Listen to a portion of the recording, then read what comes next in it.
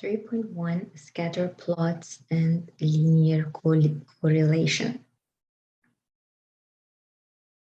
Okay, we know when we have an x and y, the x is independent variable, y is dependent variable. How these are related, you can define the linear correlation. Looking at that, you can have a line of best fit going through most of this line in points.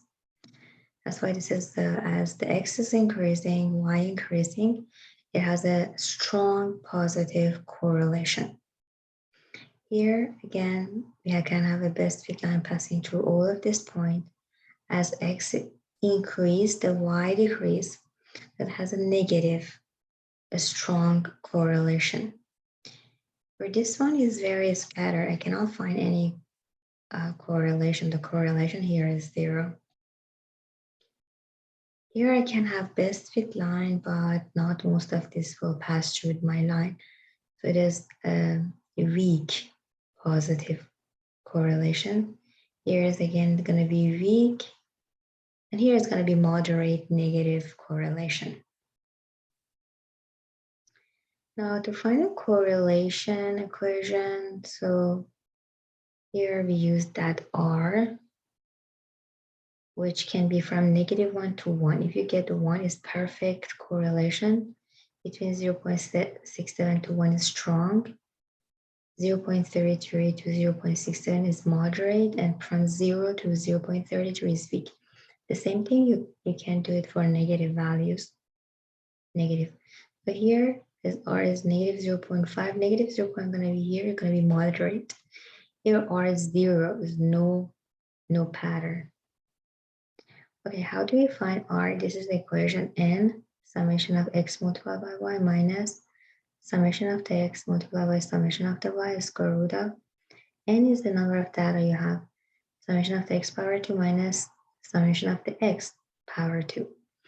By N, summation of y power 2 minus summation of the y then power 2. Now let's just do an example. Here is your x value and here is your y value.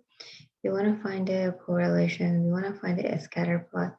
This is the scatter plot of that. This is like a not moderate, I think. But let's just do that exactly. Here is your x is listed here, again your y.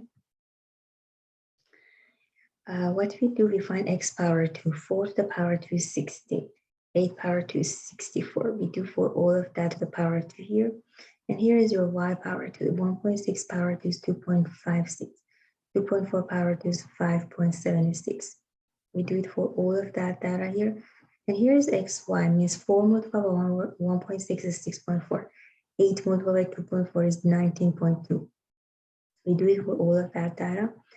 Then we sum all of my x's. The summation of the x is 48. Sum all of your y. Summation of the y is 12.9. Sum all of the x power 2. Summation of x power 2 is given. And sum all of the y power 2. Summation of y power 2. And here, sum all of that is summation of xy here will be given. Then you just put that in. So we have 1, 2, 3, 4, 5, 6 data here. So n is 6. Summation of the xy is 105.3, we put it there. Summation of the x is 48, we put it there. Summation of y is 12.9. Here again is n is 6. Summation of x power 2 is 418. There. Summation of the x is 48, 10 to the power of 2. And again is 6. Summation of y power 2 is 28.33. Summation of the y is 12.9, then you have to power it by 2. You do that using calculator, it's going to be 0.467. If you go, the 0.467 is in moderate range, and the R is positive. Here you can use the technology to find this correlation. To practice this, you can do question number 6 on page 169.